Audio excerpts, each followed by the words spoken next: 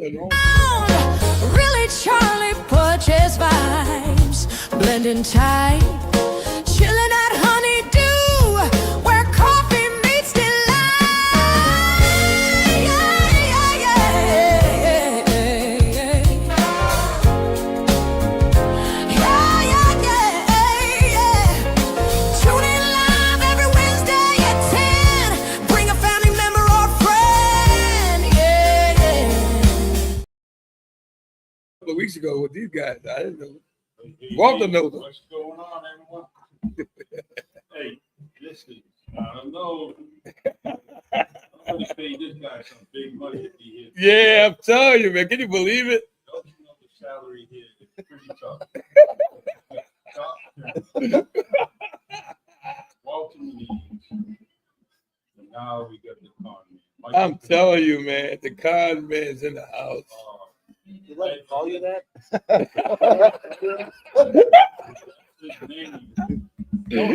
No one's going to contribute.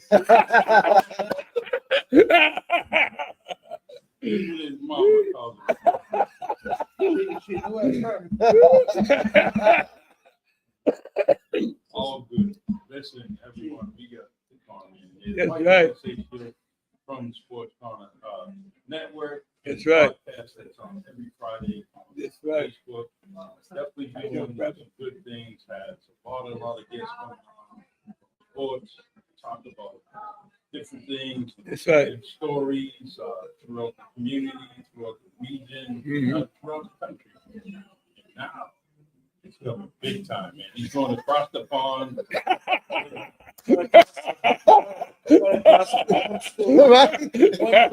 Now you know you made it big. You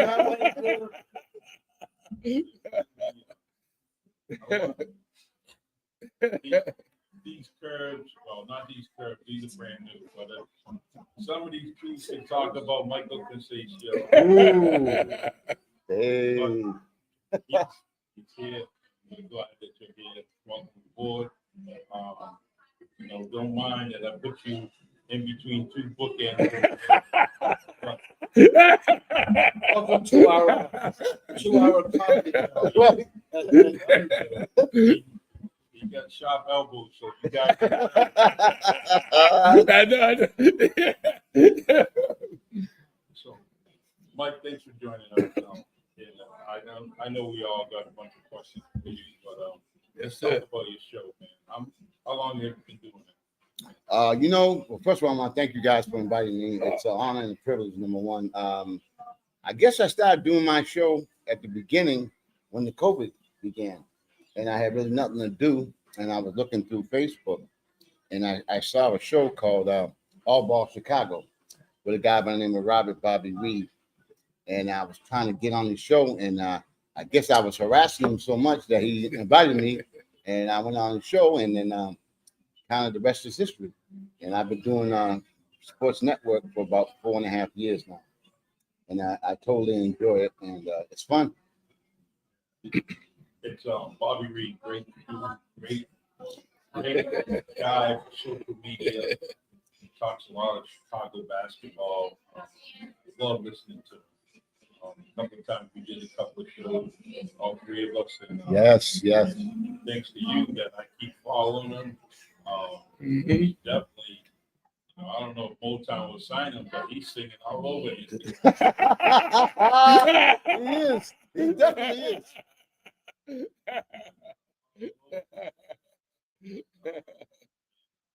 So, no, it's real good. And that's what we have something similar about the pandemic and starting a podcast. Truly, I was inspired through you and Frank Magnet, called me Max, when you guys were doing your show. Yeah. And because I needed something to do. I was at New Bedford guy. You guys did inspire me. And look at some of those old videos that my old videos. That was that thing. I am so happy. We all come a long way. Thank God that guys like us have these different platforms that highlight different people in the community. You know, one thing I wanted to mention, Charlie, is that the one who kind of got the ball rolling was Kyle Pius. I want you all to behave today. Thank you. Oh, we'll do the best we can. Yeah, we'll try. We can't even hear each other. So good. Oh, yeah. That's all good. All good. No one walks, it must be good. That's right. That's There's a right. reason why the radio's loud because these guys are off the wall today. Absolutely, absolutely. They got that holiday bug I already. don't- We may be a little devilish. We got a guy from Bishop staying on board. Oh, hey. That's right. Hold up now. Hold up. That would be me. That's Mike Conceicao. You graduated from there or did you teach there? I graduated in 1978. Oh, my boys graduated from He was 4 years old. Oh, you tell me how old I am now. Huh? Wow. When's the rest of your team? Well, you don't get cold. You get them beautiful legs, man. Oh, my- Oh, okay. All right. That's cool. That's cool. All right, gentlemen. All right, have a good Thank you. day. Nice seeing you. And you too, Paul. No, Charlie, as I was saying that what happened was I was on Facebook and y'all know I'm not a Patriots fan. Right. So me and B-Mag and whomever would go at it constantly. And then Kyle hit me up and said, Mike, I want to do this show.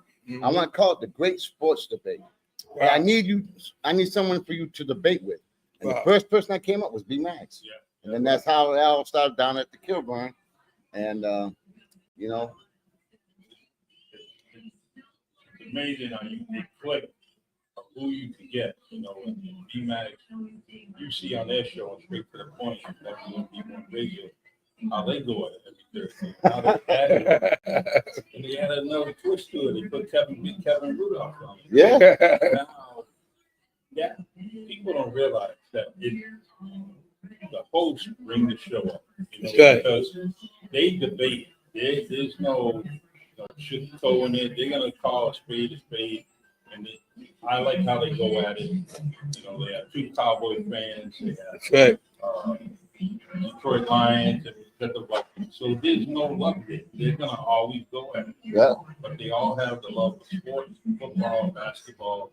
And so when you mention about debating with somebody, there's no doubt about it. If you and Brian are going to debate, go ahead. Oh yeah. Oh, yeah. You got recorded. I know you And I love it. Speaking of debate, Reggie Victor says, good morning, brothers. Good morning, Reggie. do. Reggie, my man Reggie. You remember me, Reggie? My man Reggie. Oh, watch out now.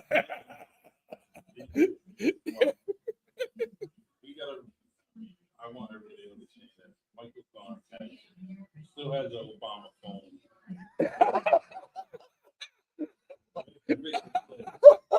Oh, my God. Michael Conceicao, pick up the phone. Oh, yeah. Everybody says that. I know Worcester's long distance. It is. Oh, yeah. It is. You gotta give him a call. Reggie's tying the knot, man. Oh, you body time. Tying the knot. You know what? I hope you get the lottery this time, man. You know, it's marriage is good. I hope you do it again. God bless you. Congratulations, Reggie. Yeah, congratulations, Reggie. Congratulations. You deserve it. Congratulations. Also, when you get married,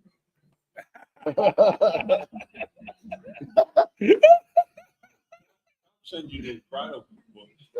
Oh. Yeah, I do. No. Oh, you are? Yeah, I had confidence. I'm married to honeydews. Honeydews. I'm married to honeydews. You got a honeydew at home. Oh, honeydew. Honeydew. Honeydew. Honeydews. Honeydew. Honey and a cushion of- Yeah. Honey do this, honey do that, right? He ain't wrong. And Reggie Victor said, what's the love? Love us. Or love me. What's love, Reggie? Right. He said, wish to love me. Reggie got his something else, boy. We're gonna check on you in about 2 years and see how much wish to love you. But everybody loves the Victor family. That's right. So Michael Conn and I were talking earlier up there about the game last night in Philadelphia. 76ers and my Yeah, it's a good game. lovely Celtics. I was happy throughout the game. They were going at it. It was that good NBA game, back and forth, 15, 16 different changing of the scores, league changes. And so I was happy. I thought they would pull it out up until the end. When Joe Mazzulla had a play that didn't work. And it didn't work again. And that's when I miss, like, Doc Rivers, his plays, which he comes out with. I'm keeping confidence high spirit when it comes to the Celtics. My new favorite this year is Simon. I hope that he gets more playing time. He's getting a lot of playing time, but I think that game in Orlando really showed what he can do. I mean, I already knew it, but Joe Mazzulla doesn't. He forgets. If you show the highlights of Portland versus the Celtics last year, the difference was Sharp and Simon going at the Celtics left and right, and for some reason he's forgotten the capabilities of that young man. I hope he wakes up soon. So, it would guarantee, I guarantee that it would change the right for the better. They let that dude be a playmaker at the top of the key instead of hiding him in the corner. Where I tell everybody, if they put him in the corner, and guess what? The baseline to defender, the sideline to defender, and the NBA player in front of him to defender. What is that playmaker going to do in that corner? Not much. Put him up top on the top of the key to win and do this. Reggie Victor says 6, baby. Watch out. Reggie, something else, boy. Listen, see, guys like this make you laugh, right? Yeah. So Of all the things that the Celtics lost this year, right? Everyone wants to say, oh, the Celtics ain't going to be this, they ain't going to be that, right? And guess what? Y'all Sixers beat them by 2 points. I was every morning on my way into work, I always listen to WEEI sports radio, and they seem to have it out for the coach, the Celtics coach. They it seems like everyone's getting annoyed with their 3-point shot attempts. They should go in more, right? Right. When your shooters are not that hot, like, they keep missing. After a while, you should change the game plan a little bit and try to run in and cause a foul or something, right? Get some points. But they keep going for those threes, and when they're cold, boy. But when they're hot, they're hot. But when they're cold, at some point you got to change your game plan, right? Right. But Look at it. Jalen has a mid-game. Kenny Pritchard has a mid-game. 25 points a game, right? Derek White has a mid-game, right? So, but for some reason, they let the defense off the hook to shoot those threes. Yeah. And you miss 8 to each of them miss about 6 to 8 3-pointers. That's an easy game, right? Michael Conceicao did defending Derek White. Yeah.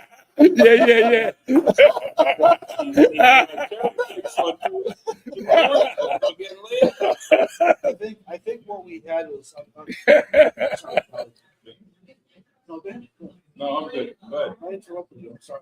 No, it's all right. This is your house. This is your No, place. I don't want to mess you up with your meeting. No, I'm with you. Actually, I don't want Joe to go anywhere. Yeah, I like don't. him. Yeah. I like it because it's tough to find good coaches that have good relationships with their players, and he truly cares. He cares about the team, and you can tell that he's loyal to the team. But I think that what's missing with our Celtics, obviously, we had several safety nets, right? When Jaylen Brown was off, Tatum was there to pick up that slack. When Right. Tatum was off, Jaylen Brown would be there. But Derek White, or the other guy who recently Al Horn, Yeah. which I miss. You know, like I know that he really didn't score many points, but he was there. I think as that like again when he was hot, he was hot. Right. And then obviously you have Richards, right? 3-point shooter. Pitcher. Yeah, Richard. yeah, he's same way. You know, it's we have the talent. It's just unfortunately we have guys that are hurt, guys that are traded. We were paying a ton of money last year, right? We went over that cap, right? Taxes. They were worried about the taxes. That's why they get rid of all those guys. Because of the second April. Yeah, April. Yeah. They went all in. They knew. Yeah. They knew that at this point. Well, they were expected to win last year, right? They didn't win. Right. So that would help with some of the. Well, it helped with the sale, that's for sure. Six billion. Correct. Yeah. Yeah, But it you- helped with the sale. Right. But when you're talking about coaching, Right. it's all about wins and losses. Yep. Now, if you look back in the NBA, I'm not going to go way back. But if Right. you look back in the NBA, there's been 2 former coaches who got Coach of the Year, and the next year they got fired. Explain that to me. Yeah. So you Right. explain that to me. So you know what I mean? Coaching, it's real strange profession because you're only good as your players. That's right. Now, at the end of the game, you can do certain things, but coaching is a tough business, man. It really is. And of course, when teams are losing, they go always after the coach because you can't fire the whole team. You Right. got to go after the coach. Well, You know? it's they could draw up the plan, but if the players are not executing it, if the That's it. balls That's are not it. going in that Exactly. hoop, Exactly. right? Just like Mike Vero from the Pats, right? You Oh, could be please. roughing your players. You can put the players together, pick them, draft them, and get on them and show them some amazing out of the box thinking. And try to get the ball to the touchdown. Oh, Right? They have a great God. team. Yeah. Oh, my God. My friend on the left. When we got to start talking about Chop, I got nothing to say. Don't put me in there. Don't put me in My there. friend on the, I wait my now. friend on the left. It's called sugar-coated bullets and shooting your way. You know something's coming. Charlie. Yeah, I know. Just, Uh, let's talk about San Fran. oh, man, I'm talking about my boy. I know, man. You see that? Yeah. Oh, man. I couldn't believe it. They squashed Mac Jones. I'm telling you, man. Well, he looked good. Actually, the offense looked good. It was the defense that failed, right, Pete? They The were defense. talking about Yeah. What's the linebacker? Wagner. Yeah. He- They lost a lot of key people. He lost, and there's no penetration. There's no pressure from the end. Losing That's Bosa- right. That's what the entrance went bad. Losing Bosa is very, very key. It's just a tough season for all A lot of the, teams, too. a lot of teams. Like it's consistency, right? Like teams that should be in first place are That's true. like they're not. Yeah. That's this year. Every Yeah, this team, is her mic. every Yeah. team is struggling except for New England. Right. Because you know what? The champs, we're a long-term champs, and we feel so bad. We feel so bad for the other teams that we have to kind of get back seat. Oh. We want everybody to share what we share. Oh, Lord. Wow. You were doing something that you shouldn't be doing. Patriots are playing tomorrow. That's right. They lose. I'm sorry. I'm gonna be. Oh. They lose them out. Hey, you can't count them out, though. Right. They won last game. Yeah. That's 2 games. They won the last 2. Just the field came ready. A little bit, and he came ready. Yeah. They're gonna be proud. Well, I Yeah, guess. could be. Well, I guess if Miami could be the Bills, then you're right. We could have some issues. tomorrow. That's right. Never know. So No, I'm if you confident. jinx my team, Plus, Sally. you are. Oh, I'm telling you, man. I'll sue you for this. You can settle on a cup of coffee. Already so. Yeah. No, I am confident that the Pats are gonna do well. They're gonna be hungry for that 9-2 record. I can't So- believe it. And then Chops will be I Oh, don't know what to say. I can't believe it, man. Hey, the ultimate game is I when can't believe if we face them in the Super Bowl. Oh man, I'm shocked. We're all going. Oh, big good kid, y'all.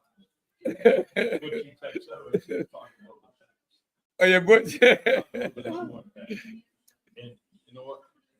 Butchie, do you miss when you picked this in? No, I know you miss it. oh. I know Butchie. Butch, yeah. Hey, Butch, I just want to let you know, Brother Ray is down in Florida. He's a good man. Your family was good to me in the Bay Village. So, you're doing this every week. Every week, he's saying the comments and doing something. So, shout out to Butch. Yeah, he's very loyal. He supports all that we do. Yeah. He's the Mhm. man. He's Yes, the sir. man. Charlie, can we talk about, like, I know we probably have some new listeners now from now that we collaborate. Can we talk about Mr. Conceicao for a little bit? Yeah. Oh, I want to talk about Mr. Yeah. Well, No, with me. Hey, Charlie, never get me in we there. usually dedicate the last 5 hours on him. I Talk about got some stories. Nah, I got some stories. Nah. We definitely want to talk about the tradition that he's done over 2 decades, I believe it is now, that he's done and brought people together. There's no doubt that he provides awards to well-deserving people That's right. every single year. But one of the key things that we love that he does is this tradition with the Boys Club, setting up that annual picture. So, Mike, I know the story, but can you explain the story behind your project and what you do, the tradition at the Boys Club, and taking that? Well, thank you for letting me talk about it. When I was about 17 years old, my dad had passed away. And a guy by the name of Mr. Peter Brittle, who I'm sure everyone knows, who I miss and God bless his soul. Anyway, he called me over to his house and he told me, look what I got. He opened up a scrapbook. And in that scrapbook was a picture of my dad, him, Wow. Mr. Al Hauptman, and about 8 other guys. And that was in 1954. I said, well, I was way before I was born. So I said, well, you know what?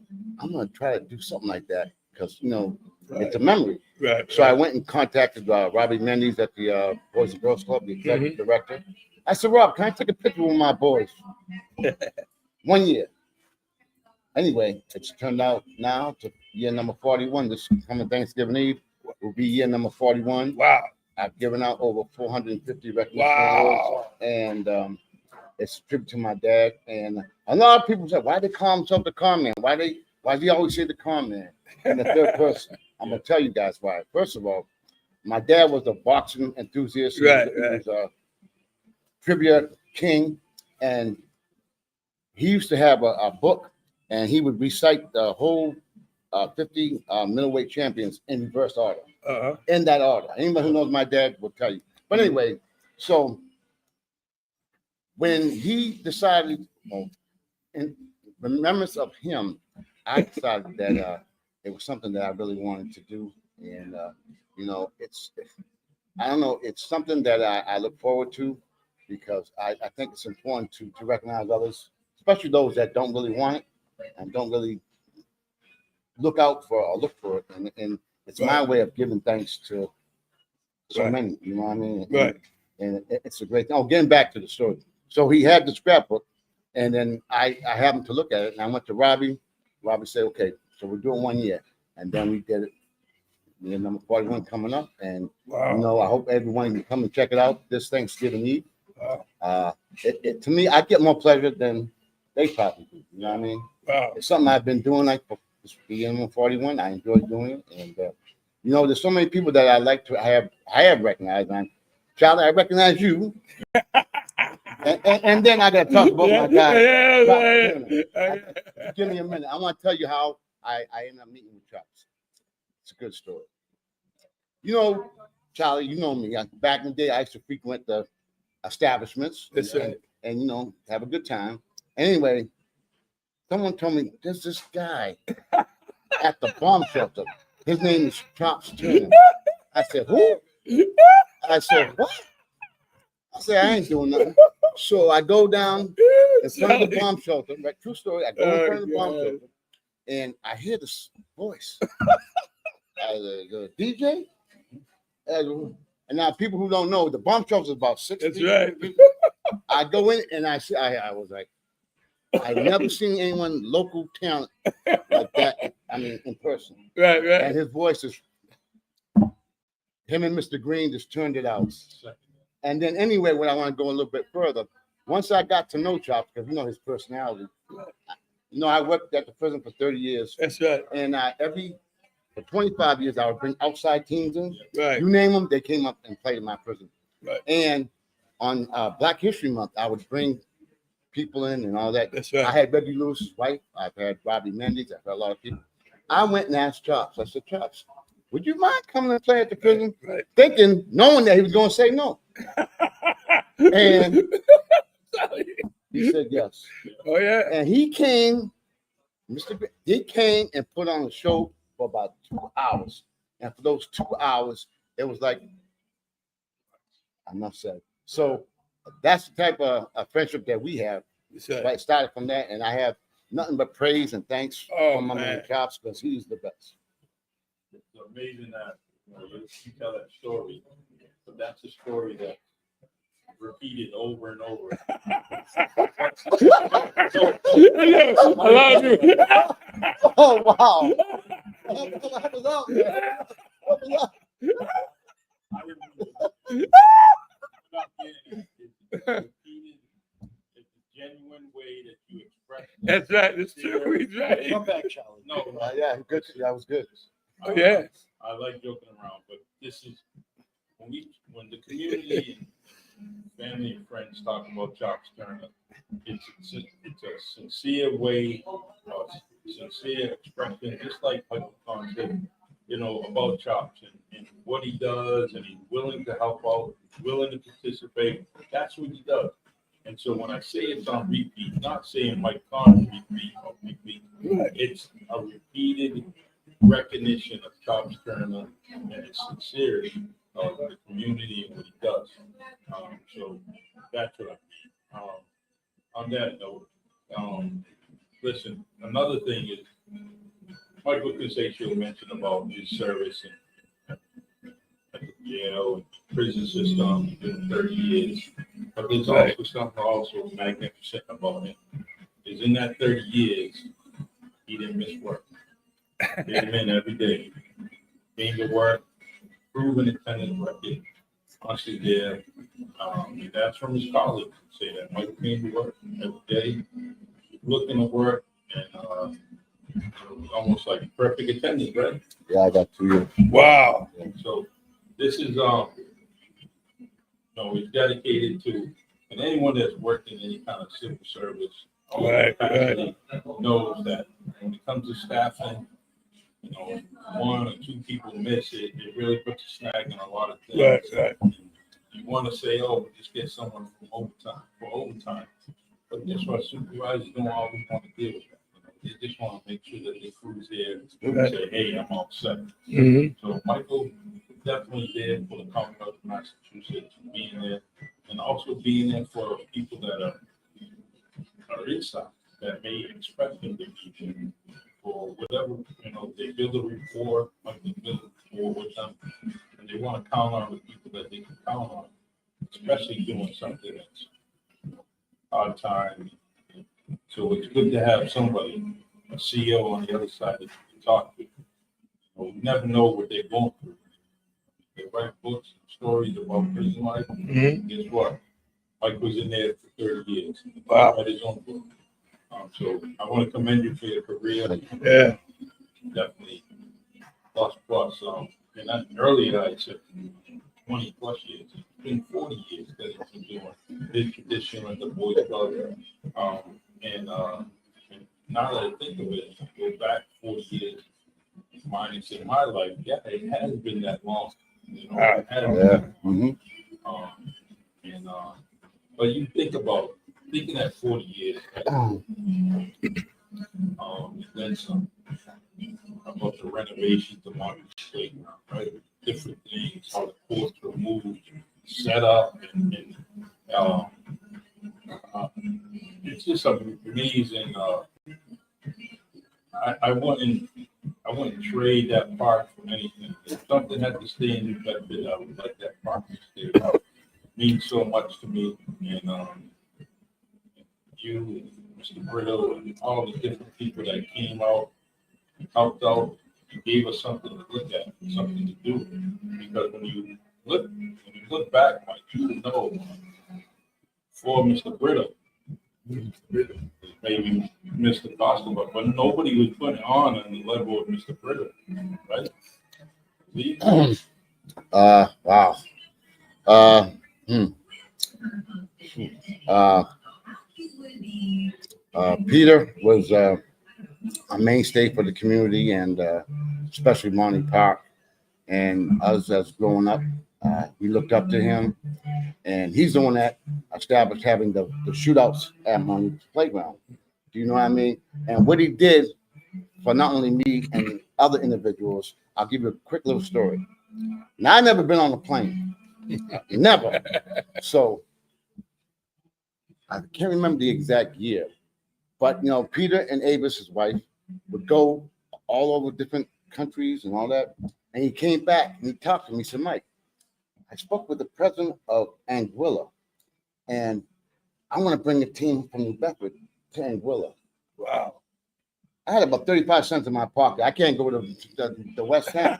So anyway, so you know what he did was he worked, and at that time, what was his name? Nelson Macedo was mayor for a short period of time.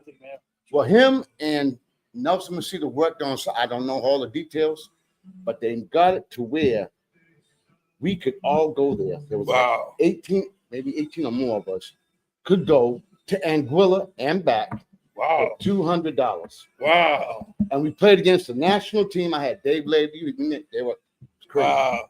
Buddy Wheatley, Jeff McCoy, I can go on the whole. Mhm. Anyway, that's the type of person that he was. Wow. Do you know what I mean? That's what he did.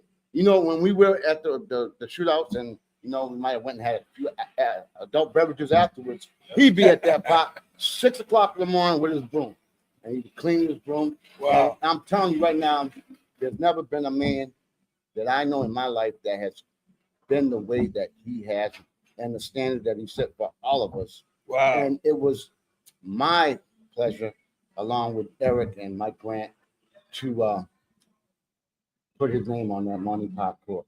And we had the mayor come down. It was a great celebration. We had a big, we call it poster, big, whatever you call it, and picture him with that broom. You know what I mean? And I don't know what else to say. That man has meant so much to me. And yeah, he's there's many thousands of people that are going to make sure that we continue to mention Peter Brito Oh, yeah. for years to come. Make sure that people don't forget. They don't forget what he's done. I mean, believe it or not, the last time we seen him was at the park department. The craziest thing is he was there. Mr. Brito was there to support who? Little Brian Rudolph. Support to make sure that Brian was supported by him, and the park department seen it, say, hey, the torch is being passed over, right? yeah, And look, yeah, probably what year, 4 or 5 for Brian. Yes. Doing it. Mhm. So, and I like that because Mr. Brittle was a little shaky, physically he wasn't moving too good, but he went there. He Yeah. made sure he was there. And so, that's the way it's supposed to be. And kudos to Brian because he names the show in remembrance of Peter Brittle. Yeah. That's a fact. And I'm gonna tell you something. You talked about his health, going bad. I would say maybe the last year, maybe 6 to 8 months, he would call me. Con, you need to come in my house. Now he wasn't able to do anything. You know what I mean? But he would call me, Mike. We gotta do something for the kids. We gotta do something. He's making all kind of plans to tell me how to, but I knew he wasn't there. Right, But in his eyes, he still want at the age of 88, whatever he was. right. That is what the epitome of Peter Brittle was. Amazing. You look at Eric, the one that I see her, I'm like, saying Bill, his dad, and I'm like, she like instantly reminds me of him. And every now and then, pictures pop up on from this laptop, pictures that I've taken over the years. And his wife, that Martin Jackson, doctor's there too. And those pictures come up. Yeah. And I say, wow, Big guy. I'm glad I took pictures. Which goes back to your story. Pictures you took last year at the Boys Club. There's some people missing. That's one of the most essential things that being done or that's tied into those pictures because you never know tomorrow is in front. Last year, we had Mr. Hope. So it's very important that we, as a community, doesn't matter who you are, white, black, yellow, or purple. You go there, take a picture, get involved, come by, and then you might get some awards. Yeah, I got 23. 23. Who's taking a picture? Mr. Peter? No, Jared Ramus. Oh, yeah. Mr. Pena did a few years. Right. Ronald Barboza, I mean, everybody contributed. But one more thing I want to talk about legacy, and I have to do this. Talk about Peter Brittle. Peter Brittle and Tony Montero, back in the day, I'm going way back. People who are looking at it don't have any idea who he was. They were the two basketball pitchers back in the day. Wow. Now look at the tree. Peter got Eric to ref. Right. Eric got Michael Grant to ref. Michael Grant got me to referee. And then the branch spread out. Look at how many people are officiating basketball now. Right. That's all because of what Peter. Wow. Now everyone's refereeing all over. We got Masadi Caldwell. We got John Silver, Division I referee. We got Eric, former NBA ref. I mean, that's the branch. The branches have spread out because of what Peter did. So when you look back and look at the impact that he has made, it's absolutely tremendous. That tree is tremendous.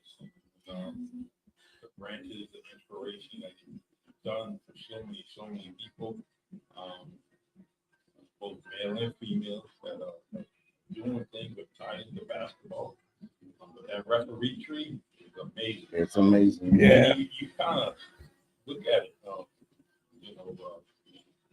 I used to love when I would see people from that tree coming to the games at Bishop Stain coach. That's right. I used to love it. Yeah, that's right. I had you, Kenny Oakley. Did I give you a text? No. Maybe I should have. I probably should have. I used to like that. One thing I used to do was rotation. Rotate from the court, going into the next, one side of the court, back and forth. So as time stopped, time out or something, I would go to the ref like Michael Conceicao and say, Look who walked. It's tough work. It's tough work. Michael rotates. Another ref comes. It's tough work. But,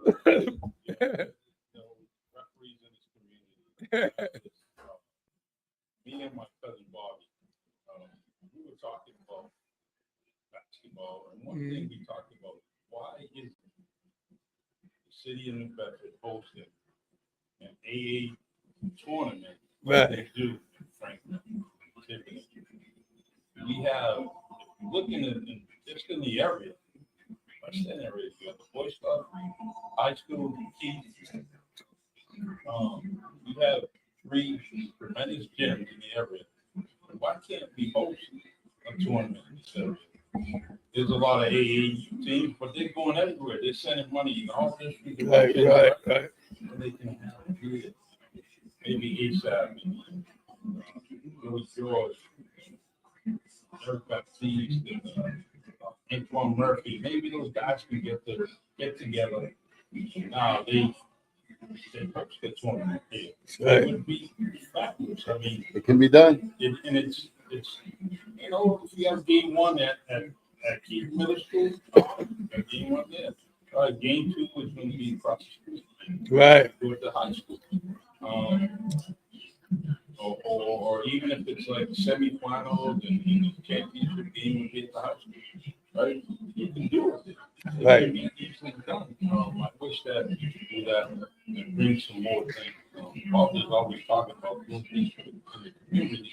And when I think about basketball, I just wish that we bring. If AAU is going to stay, kids around the community are going to play AAU, guess what? It's invite these teams to the record. That's true. You can do an indoor, you can do an outdoor. You can do an outdoor. There's a facility right at the BVA. Right. 5 outdoor courts. Can't That's do right. it. There's another one. And they got a new establishment, which is called the Farmhouse Sports Academy. Just people got built. How do we do? What type of steps we can take to make that happen? Oh, you gotta actually just, think of who's gonna sponsor the tournament, who's gonna be, it's gonna be an annual thing, or if it's just a one-time thing. I think it also generates money for these teams. So say you have a big tournament, now some of that money could go to the expenses of these kids, traveling, uniforms, everything. Some Sort of of like the what fees, makes but sense, right? it could help them out. So imagine if they had a tournament and now they're creating $12,000, $15,000, $16,000. Right. Guess what? The next year's team, our tournament last year paid for all your travel expenses, all your uniforms. It's a win-win. And I don't mean to interrupt you guys, but check this one out. About a month ago, I've been working with Steve Bergo at the BBA for like over 30 years. Yep. Anyway, Mike Cameron, a good friend, Yep. and Steve collaborated, and they had an AAU tournament, Yep. and they had 10 teams. Wow. And Brian Scalabrine, you know who that is. Yep. He came down with his team from Boston, Wow. and so it can happen. The place was packed. The talent was the best out of New England. I mean, the area. I mean, you had Brian Scalabrine here. I mean, come on, you can't get no better than that. Mhm. So it can happen. Yeah. And I just, I love it.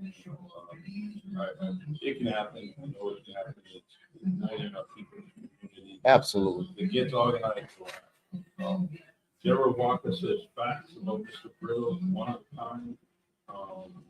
Paul Parrots, long-time supporters. Mike Conn, tapping in from work. See? Hey, we got video of you 2 weeks in a row, Paul. We got receipts to get you in trouble at work. Not that we do. Paulo says He said, we need to purchase one of these warehouse shells built into an indoor sports complex. And, Yeah. believe it or not, he talks about that, but there's many businesses, and maybe not this year, but next year, that if you submit a grant to them, they would come to your city and help build different things like that, give you money. Like Pepsi was good on women's sports, right? Pepsi would give out money to women's sport based on the Title IX, which is the rules and regulations of women's sport compared to men's sport. And Pepsi came out, they would always give donations to help out. So Paul, there's more than people that are certifying them. And I think it's also trying to get the city to buy into it, the city and the state to buy into it, because you look at these look at Boston, right? Mayor Wu is investing Right. how much money in soccer stadium? Oh, yeah, true. Yeah, For true. women's soccer. Yeah. Matter of fact, she took a huge hit during, she had Mr. Kraft ran against her Right. during the campaign. Thought it was a lot of money, but it was an investment that she made, a commitment she made to the league, right? Because there was a demand for it, and she supported it. So it's a matter of getting the city to buy into it. And from there, the big sponsors come, or vice versa. Big sponsors come, the city looks at it as a credible organization.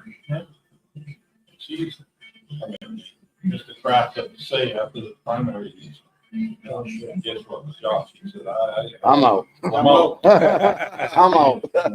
It shows that he's willing, he's ready to fight. He fought the president of the United States a couple of times, and so she's ready. So anyone that's running against her, you better get ready for a fight. That woman is Not a quitter.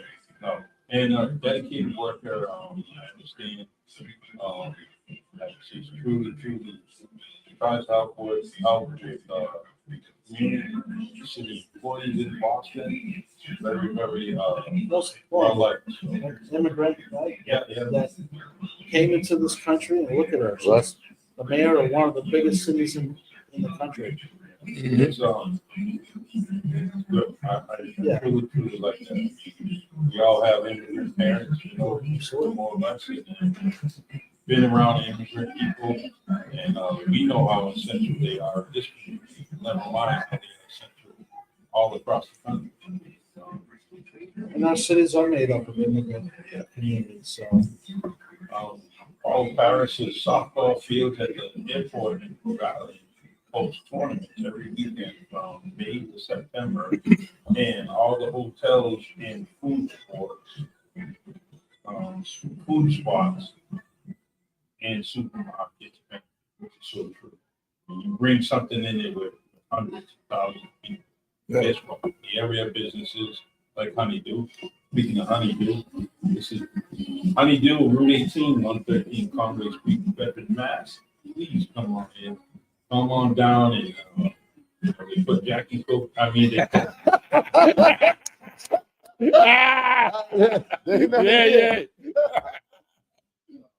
great tasting cup of coffee. That's right. They have many different. For the record, we don't have a legal license. No, Not yet. Non-alcoholic. We do have syrup. Hey, look who's there. Look who's there. Oh, My replacement's here. oh, you guys set me up, huh? Oh, no. Oh, I get it. Uh, I'll let it- hey, is the show over yet? no. Thank you very much. The master of the NBA is here. We were just talking about. We were just talking about. We have a live. Look at Yeah, Walter. interrupt him, I'll show him. And My money's on, I don't know. How you doing? How you doing, man? Mike, you in trouble, man. I know. You He stay in came trouble, all the way man. down. He came. Yeah. Oh, yeah. Yeah, yeah. Yeah. He always He came. does. He said he was coming. He came. You can't.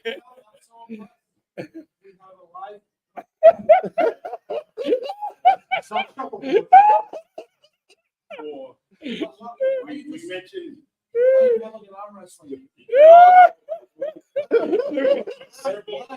verbal judo. This is, you all set me up. That's Yeah, what I'm no, no. talking You know we set him up. That's what we're gonna do. Me and Mike's gonna come on this. Come down this shop, slide over. Oh, no, I'm good. I'm good. about. No, come on, down, man. Come on. Good. I want to sit next to you. Oh, no. You said you jump. Come on, man, bro. I don't know, Chuck. I don't know. Come on, man. Come on, brother. My shoulder moves. A lot more's gonna be loose. Here you go, brother. I went to the gym this morning too. You know what I'm saying? You want that? Wearing that sitting that sweatshirt. You should get a cut out of this. This is made for TV. This guy now. It's a funeral, man. It's a funeral. Yeah, it's a big one, too. But one thing I will say, Charlie. Yeah. You know, I had the pleasure, or fortunate, or unfortunate, having Mr. Victor on my show. The radio. The ratings were through the roof. The ratings were through the roof. You know what I mean? And not only that, I recognized him at the Thanksgiving meeting, and then he gave a speech. And guess what? You know how everybody's always talking? He came and spoke. No one said. No one said one word. It was like, I didn't want to talk. On that. but now, I mean, everyone didn't say a word. And then when he came on my show, the ratings went through the roof. Wow. I didn't tell him that. I didn't want to. I didn't want to tell him. You would see me. They probably about 2 or 3 years. Yes, sir. Like everybody together. I'm walking around. That's why. And I was real close with his dad, as he knows. But yes, You're not close to any victims. not you. Oh, That guy in Worcester. That guy in Worcester. Oh, you Reggie. know. Oh, he loves you, man. Not that, Oh, no. he loves this guy.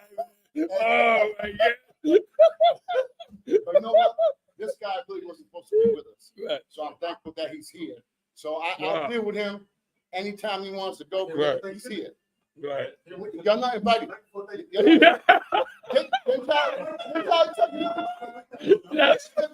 I'll come tell you. Come on, can we continue with the show? Oh, my God. You guys are crazy. It's gonna be a big, tall black man.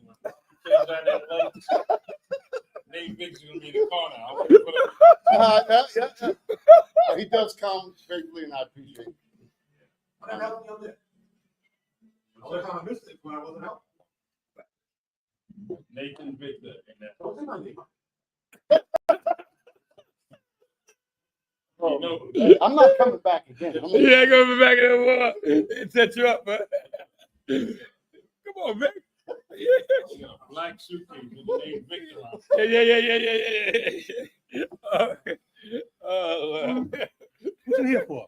I don't know. Sell sweatshirt. You look nervous. Yeah, I am right now. I'm giving up all the negative body language. I'm under the cross. You ain't safe either, Charlie.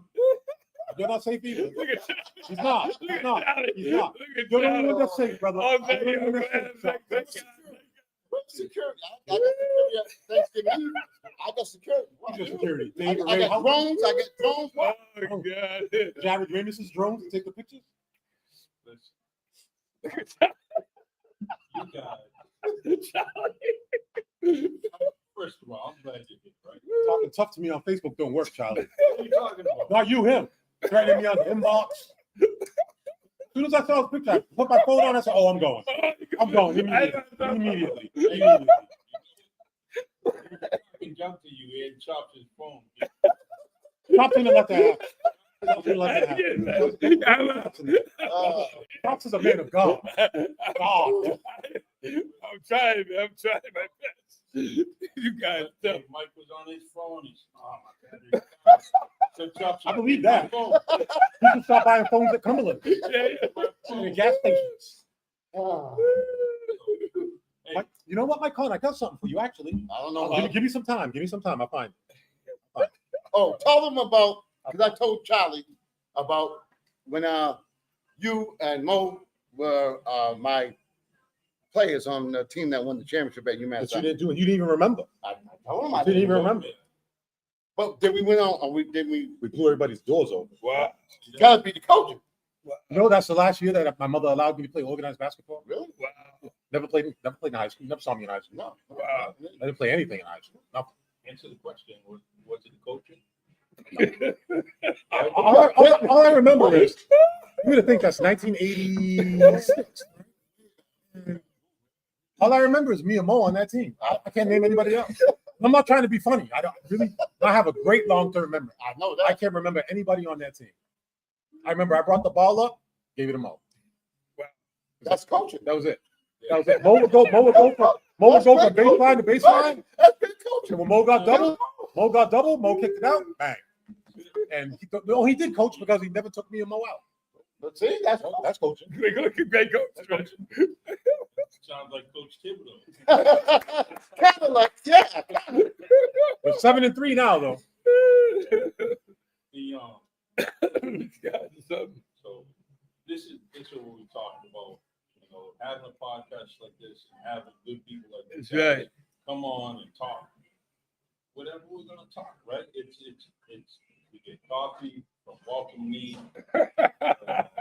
That's the T-shirt underneath there that I won the championship. Oh man, that's you. That's the team that we had. Oh, The basketball T-shirts on underneath the coat. Wow. That's the T-shirt. Wow. That's 86. That's me. That's me in 7th grade. Wow. That's brother. Look at my hair laying down when I had that hair. Oh, You know what I'm man, saying? Without my head rolled up, no man. do-rag. Look how flat and smooth it is. Man. I don't want you to see it, Charlie. I don't want you to touch yourself. Man, It's very sexy photo, sir. And I'm young. Wow. That yellow T-shirt, we were the Phoenix Suns. Wow. That's the name of the team. You how old? 12, 13. 12. Wow. Look at Charlie. He's trying to figure out how long ago it was.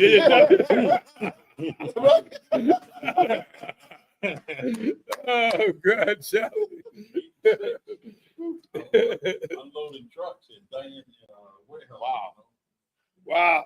26. Before I was 19. Yeah, so yeah. But 86, 80s were a great time. Yes. I had some fun. No We had video. some fun. The city had some fun. Clean fun. Having a block Clean party. fun. Yes. Where we can walk from the Elks to the south end and from the band club to the west end. Nobody getting It was jumped. just- it was- But the only now I can get his knowledge. Go back to all the elders that looked out for us going way They're all back. gone. But I'm They're all give gone. them recognition. How many were there? I mean, you could go from Just from the Elks for me alone, obviously. Yeah, you had, oh my God, yeah. Mr. Houtman, gone. Smite, gone. Buffalo, Oh, gone. My Uncle Rory, boom, gone. My dad, Little Boom, gone. Mr. Wheatley, gone. Sweet. Mr. Roosevelt's the only one that's basically the guy I can talk to when I see him. That's basically it. and then He gets mad that I call him Mr. Roosevelt. He wants me to, he wants, He's father, right?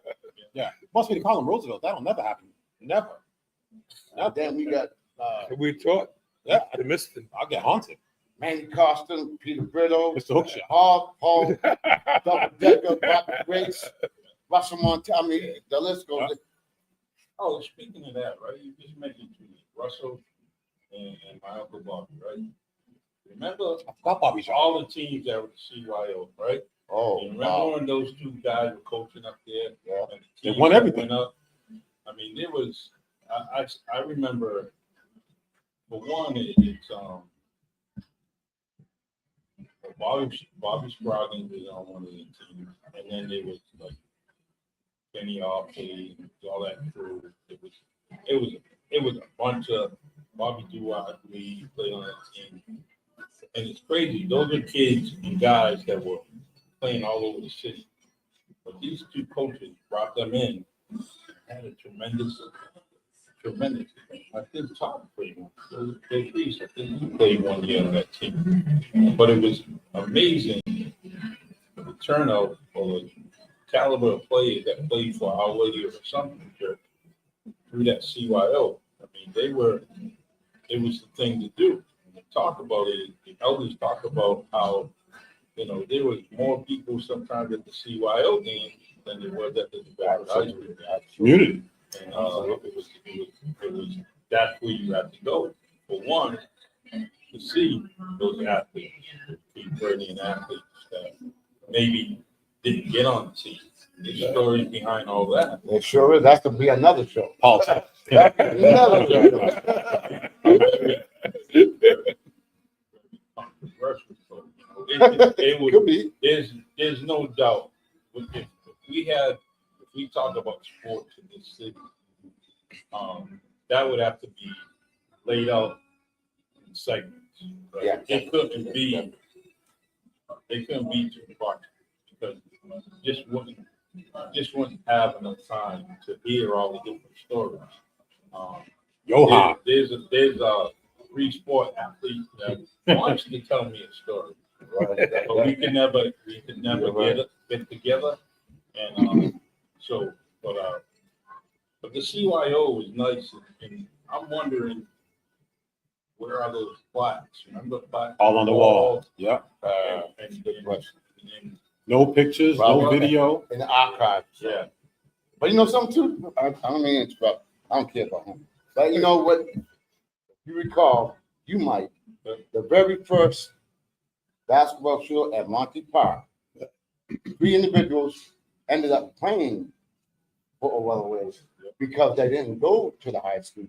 Or a couple, I won't say names, well, I'll say names, went to Stang but left early. And what happens, a lot of players that could have played from the Beverly High, for whatever reason, didn't want to, or whatever, and played for Weatherways. And then the Weatherways teams would be better than the actual high school teams. I'm gonna name 3 names who are no longer with us that pretty much what I'm trying to say. That would be Jeffrey Martin. And that would be Roger Montero. Yeah. And then of course the one and only King. Yeah, it's amazing that I firsthand, 2 of those guys were my neighbors, So In the village. and I truly seen how good they were as people, right? And Ali, how you doing? Come on, Good morning, come good morning, Good morning. good morning. We want to ask you that weekly question. Are you ready to talk about Walter on the air? Not yet. It's cold. I know, it's cold out there. When you're full of love, you're always warm. So it's staring at me, you're attracted to the love. I can dig it. He's wet on his toes. He's good, he's good. Unfortunately, he is. Nah, I got shorts on. I I got want to. shorts on, man. My statement is serious business. Walter got shorts on too. Oh. Walter, he got shorts And I got my jogging pants, then I got my tights underneath. My uniform's underneath somewhere. But I'm not. It's getting cold. They had ever stores built. They keep I climbing just up. came from the Yeah. other place I worked at, no heat. Wow. No heat? No heat. Oh, Ooh, My fingers are like, I'm like, I think I'm done for the day. wow, don't blame you. No heat. No heat, and I'm coming over here too to no heat. That's not good. Walter ain't got no heat either. Cold hands, warm heart. That's right, that's right. If you want to Well, believe hey, that. Plus, he's not gonna have any heat. This guy, it's already November 12th. Oh, by the way, happy birthday. To your brother, KP. yes, absolutely. Talk to him. Oh, yeah, KP, yeah, KP. Happy He's in happy Connecticut. You know KP. what he's doing. KP. He's in Connecticut. You know what he's doing. KP. Yeah, oh. Free liquor stops at what? KP, boy. KP. Debbie Ramus, who's usually front and center right there, she's sick, feeling under the weather. I hope you get well. That, we really truly appreciate, we support. So to go back to those plays that you talked about, that's a story in itself, and talking about all of them. You and I shared a conversation, we talked about Kenny going out to New York. Oh, that one. Oh, that one. That was amazing. That was a good one. Was that rectified? No. That was in Purchase, New York. That's Oh, SUNY. yeah, That's SUNY Purchase. All right, so what happened was I was still in college, and I happened to go read a thing about the European trials, and I happened to let Kenny Francis know. So we ended up taking a bus to New York. I'm not familiar with all the areas like he is. But anyway, we went to New York, and then we went to the European trials. They had a guy by the name of Marty Head that probably know, but he played with a lot of the big players. Bernie Bigstaff was there. Anyway, so Kenny, we ended up doing, Kenny played the first day, and it was terrible. I'm talking terrible. He looked like he was terrible. So I'm talking to Bernie Bigstaff, and I'm asking him, what makes these guys think can they go to the next level? He said, if you can do one thing and perfect it, you can go and play me. And this is way back. His son's not coaching, but this is, I'm talking about his father. And then the second day, all of a sudden, someone walks through that door. I don't know how, who, what, walks through that door. All of a sudden, Kenny gets up. He starts kicking feet, putting his hands on the floor, dunking back. I'm telling you, guess who it was? Guess who you think it was? Julius? That would have been closer to Keithy Francis. Okay. Keithy walked in. All of a sudden, You felt comfortable.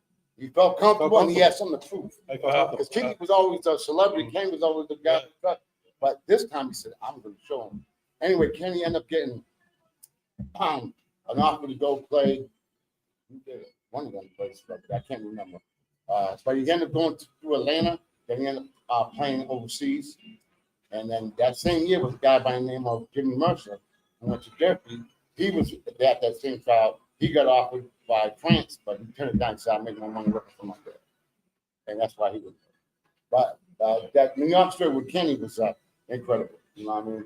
You told me what, he had 15 points. He was, I mean, it was crazy. End of the game. So it Spain, Bishop Spain. Oh, watch out. Let's say about Spain. Bishop Spain has benefited from a lot of things when it comes to players from the veteran, right? And then there's some people that had some bad experiences there. And we know the stories, and, which leads me to good, bad, and ugly stories about our kids from the veteran. It's a different way. It's a different school system. It's a different way to get educated. So you have to understand that, right? But speaking of experiences, Sonny Silver is going to come on my show talking about, the title of it is Sometimes You Have to Lose Yourself. And it talks about love and grief. And Sonny's going to come on after the holidays because I can't speak to anybody.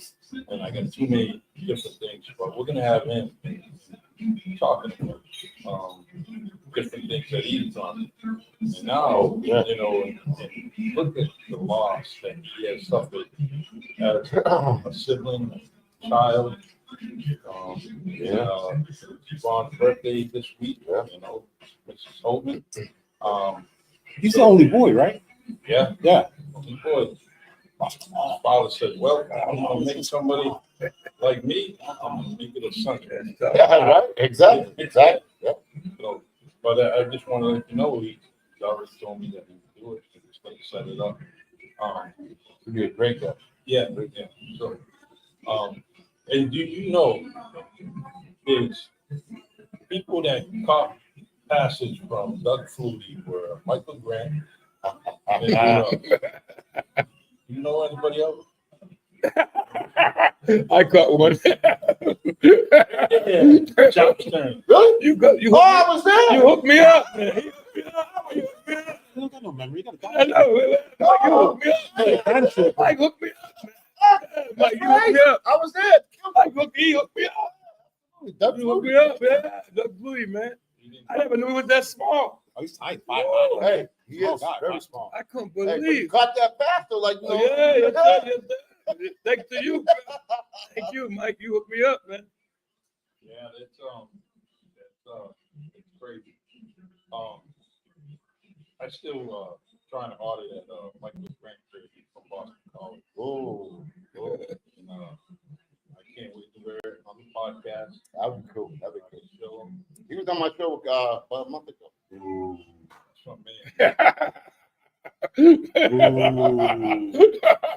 That's why he's not invited. Yeah, it was edited. Normally it's boo. Some people get wedding invitations, Yeah. I don't. podcast invitations, Yep. invitations, birthday parties. You didn't get no invitation for that. I guarantee you that. Nathan Victor will never be on You his guys, Absolutely not. None of them damn you pictures. guys, What about Galen? We thank you. Caden's cool. Now, hey, there you go. And then of course Roy. That's what They're all they're only a couple. This one and the other one in Worcester. oh, We're not in oh, the that's same what it class. was. We're not in the same class. Oh, them two. He thinks he lives in Beverly Hills. Oh, yeah, he does. He loves it. He's shouting out Worcester I like he's in Beverly Hills. know, man. He loves it out there. What's your Mount Rushmore of the Victor family? I'm all for it. Oh, I'm all for it. Ooh. I'm all for it. see that? He's all for it. My father, my Uncle Roy, and me twice. No. I agree with the first two things you said, and then of course the mother. Yeah, yeah. But they're not victims. They married into the family. They're not But they're victims. still. No, they're not. I tell my mother that all the time. I'm on. Wait till I see. I tell my mother that all Wait the till I time. see it. They're not a real victim. I tell her, my Aunt Pat, that's different. She's passionate. That's different. Aunt Pat, leave her alone. That's my girl, man. Show's going That's on, my yeah. girl, man. That's my girl. I want commission from this. Next to you, he's here. I know. You gotta be blood in, blood out, man. You just can't hop in because you want to rob us of our genes. You can't just hop in and claim yourself. Look at what I mean, you gotta be an original Don Dada. You know something about them pictures? They're all big. No, no, Nah, no. a big They're all dude, big and man. tall, all of them. I didn't No, grow until I no, was- I didn't grow until I was 22 years old. I graduated high school 5'8". Father Milk. 5'8". I graduated high school 5'8". With my hair, I was maybe about 6'3". I got a picture of that too. No, You believe me? I got a picture of that too. Yeah. I used to make I videos. mean, no. I'm gonna tell you a quick story while he's looking for his. Check this out, guys. Dude. I used to hang out at an establishment, Yes, and I used sir. to hang out with his dad, right? Yes, sir. And his dad would always tell me, "Hey, Nate's coming home. Nate's coming home." And I wish you could have a picture. How big were you? 5'8". Nah, 5'8". Wow. I can't believe he was I wish 5'8". you have a picture because I know when he would come down, he'd come to Monty Park, and my man was like I this. heard he was like, yeah. What? What? What? Like He was like that. Oh yes. Oh, He told me. You told me that. oh, it was the other night. ridiculous. Wow. I just like working out. I couldn't. Wow. No, it I was go to like, work and I'd work. I saw him think, Wow. the hell? I was still playing ball at that size. Wow. I could still move. Definitely. I could still move. Woo. I don't have big arms. Right. Shoulders and chest. Sure. I don't have really big arms at all. All them guys are big, He man. was a mom. I'm telling you, I was scared. I ain't now.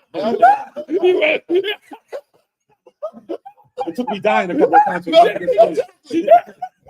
Gave me courage. You guys are bad, man. China, you were talking about Oh, Stanford. God. Athletes going to Stanford, things don't work out. Not a lot of people know that Mo went to Stanford for 2 weeks. Yeah. Mo was at Stanford 2 weeks. He was the quarterback. Wow. And, they said, "Oh, you're doing it perfect, but this guy's doing it a little better." He was like, "You know what? Have a good day." Wow. He left and went to New Wow. Bedford High. I never even knew He that. left. His freshman year was at New Bedford High. Then his sophomore Wow. year, he ended up going to Central.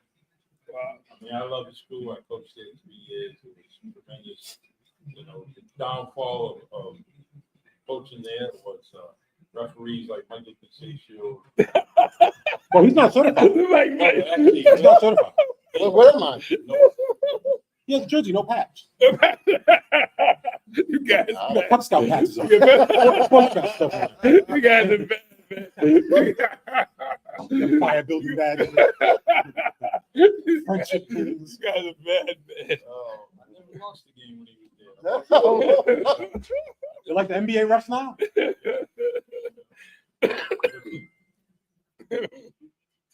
Speaking of never losing a game, Chauncey Billups lost a lot of games. Oh. They got to prove it. Oh. They got to prove it. Yeah, They gotta prove yeah, it.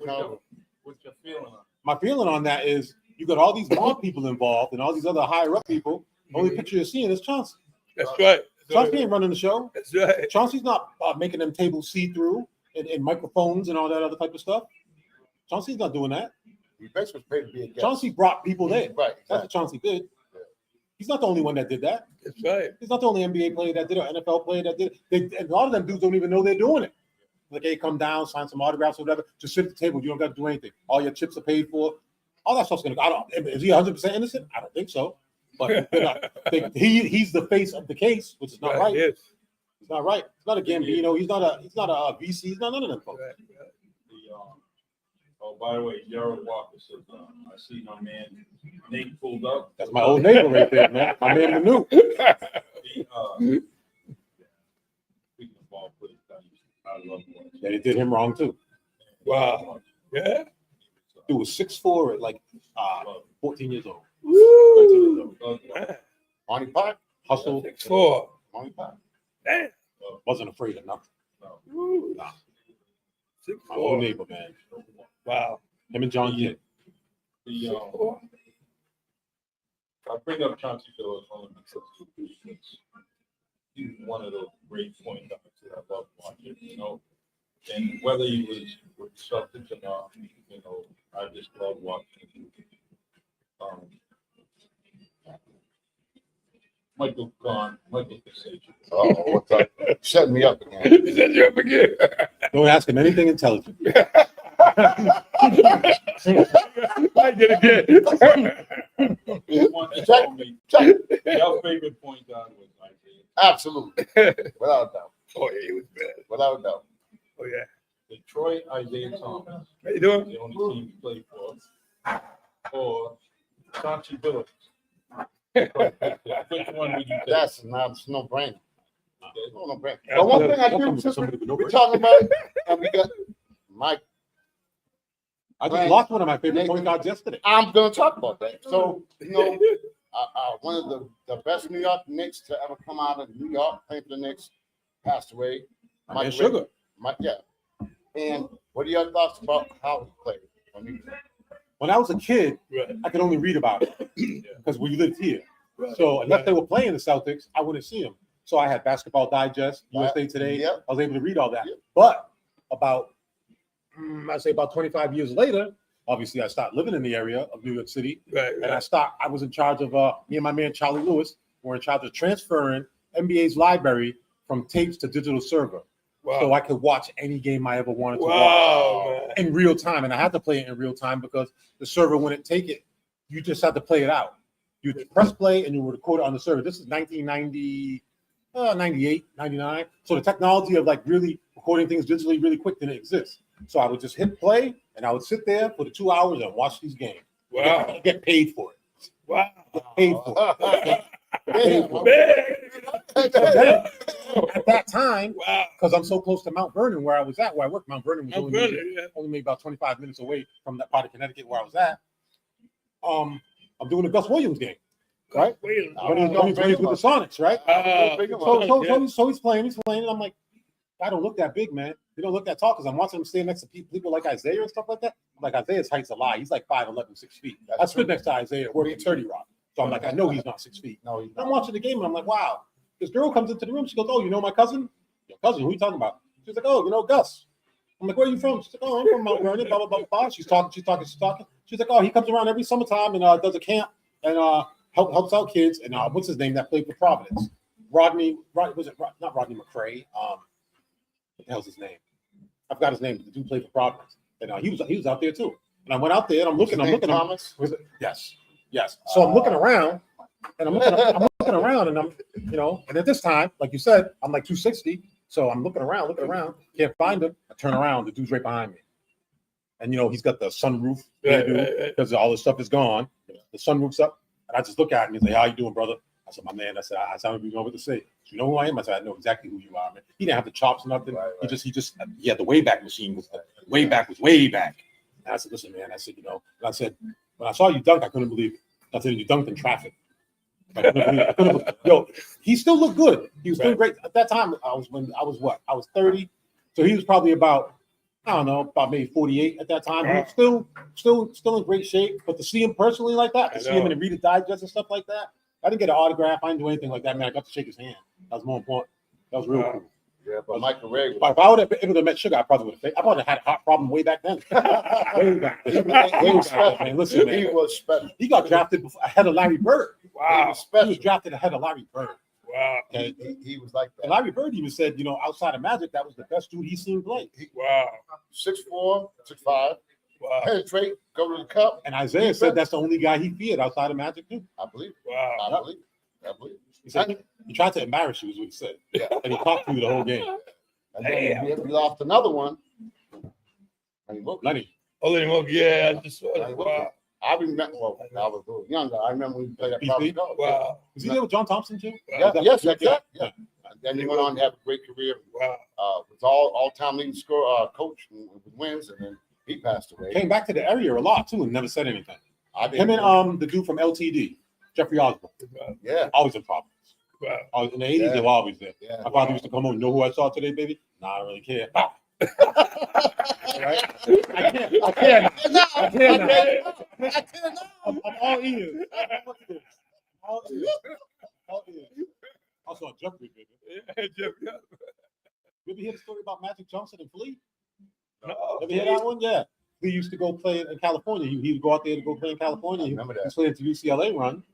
Magic remembered him from being out there, and so did Jeffrey Osborne. So when Magic came to Providence to support Jeffrey Osborne, because him and Jeffrey Osborne like this, Yes. I don't know if he saw Marcus Chummick. I don't know who he saw. I want to say it was Marcus Chummick. I could be wrong. He was like, "Hey, what's going on? Where's the little fella? Is he still around?" They're like, "Yeah, little fella's still around." Okay. Wow. Okay. Wow. Imagine if Flea was like 6'4", 6'5". I know, No, man. he was Well, he even had his brothers like Phil Manny Vickett, like 6'2". Imagine that. Yeah, it was something else. That's one dude that Yeah, keeps no, man. escaping my podcast, your Nah, podcast. he doesn't escape it. He won't Come come on, come on. He won't No. No, do not that. at all. He don't do No. that. Lucky me and B had him down at the kill. That was it. He won. No, that's not him. Like my man Tony Wow. Esteves, man, my coach. That guy. I love Tony. I recognize him twice. Tony won't do nothing public. Nothing. No. No. You know what he says? We'll talk to Nate Victor.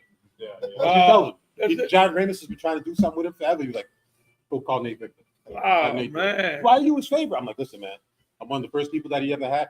I didn't know until I was about 30, no, I'd say about 40, that he paid for me to go to the Memphis High basketball camp.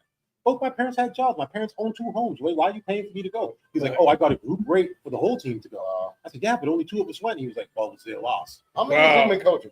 Who, Tony? Oh, God, I'm going to be 53, so Tony's been coaching over 40 years. He's It goes even longer than that. He's- That's a long He's time. been coaching since he's been a teenager. Wow. Crazy. 40 years. Name me one person that can say something bad about Mr. Esteves. 4 years. Yeah, exactly. Exactly. 4 years. Yeah. Nothing. Nobody can say nothing. Nobody can say anything bad about The, it. I was playing at Pulaski School. Lasky. Tony gave me my him, John Gonzalez, and Rudy Bowler, my first coaching job, coaching the Wild. The funniest thing is that team, Rudy Bowler, Ruru, Reed, Not bad. JoJo, Not bad.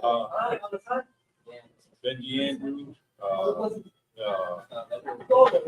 Bill Shell Jr., That guy. oh God, it was Brian Bland. What was he doing down there? I didn't remember. Yeah, He played with me on Tony's Bruins, too. it was crazy how those guys.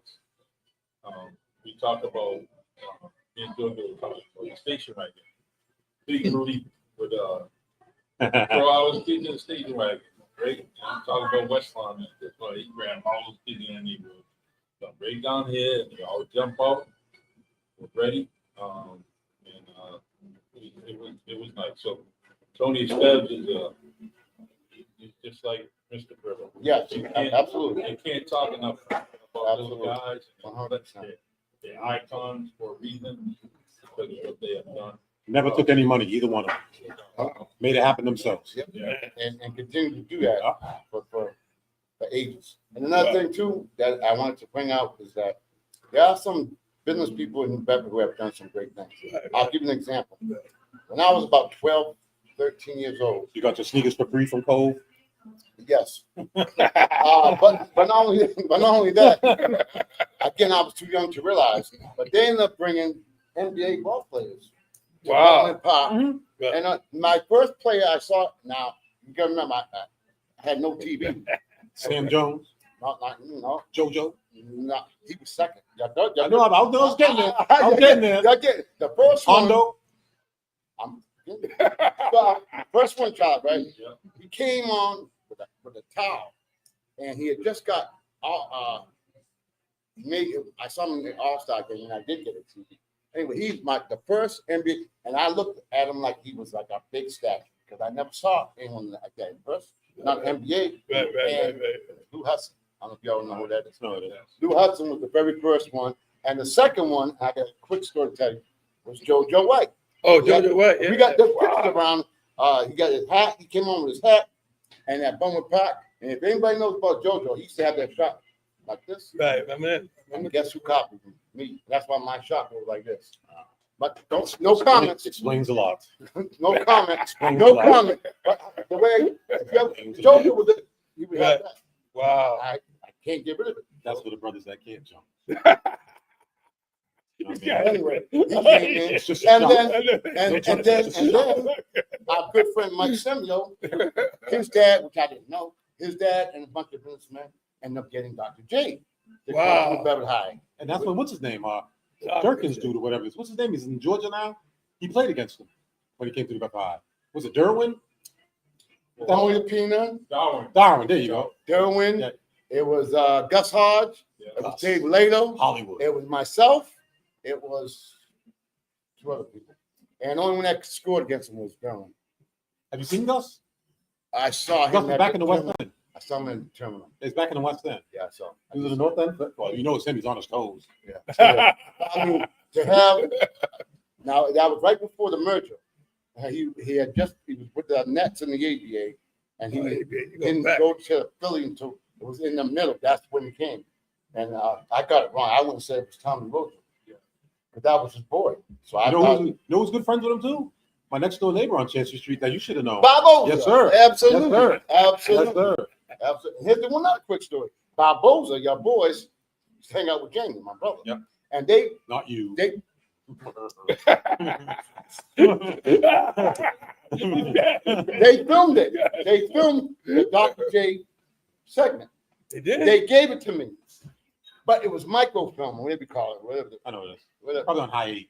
And guess, Oh, man. Gone. I'm gone. Even if you stored it, if you try to play it right now, And I think I ripped it up, threw it up. I don't even gone. Oh, man. Doctor. living next door to them was quite an experience. The first 10 years of my life was right there on Chancery Street, 73 to 83. I had no idea who he was. You know what I'm saying? When he came down, he was just a regular guy. Then when I got older, I was in high school with Craig for I think maybe a year. I think he's 3 years older than me. And then Craig went away. I think he went to NYU.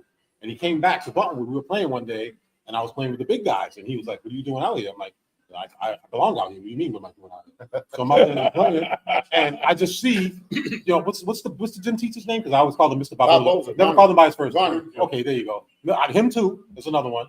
But Mr. Barboza, Yeah. he's over there snapping away. And I'm like, what is this guy doing? That's your brother. He was just starting out at that time, Right. taking pictures. And I used to get on him all the time because I'm like, you left your house, but why would you buy a house across the street from your father? That's not leaving the house. They just moved across the street. And his son was a hell of an athlete, track athlete too. Absolutely. He could jump out the gym. They were close. Good dudes, Dr. man. J. They What were was it, like 8 of them, I think? Eight brothers? 8 brothers, 7 brothers? 'Cause I want to say they had more than my Aunt Pat. They were all boys. I know it. Oh, boy. Dad was the Fuller brush man. Yeah, Door-to-door sales. absolutely. Nicest guy, Mr. Like, Barbosa. This big. like Marcus Holden, Wow. the interviewing his sister. Really? So, so I asked him to be a part of it. That's another guy, Marcus. He's gathering some history and different interviews.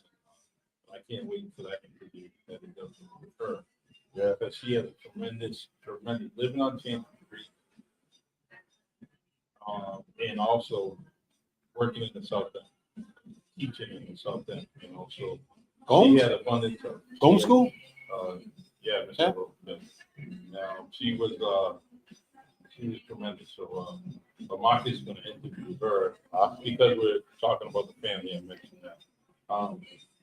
We have some history. Glad that that we're all sharing this. It's very, very important. But I'm going to ask both of you guys, all three of you guys, this question. And it's a simple question. Maybe not because you guys know a lot of it. But this is something I asked on the podcast, other podcast. But who would you like to see in this seat?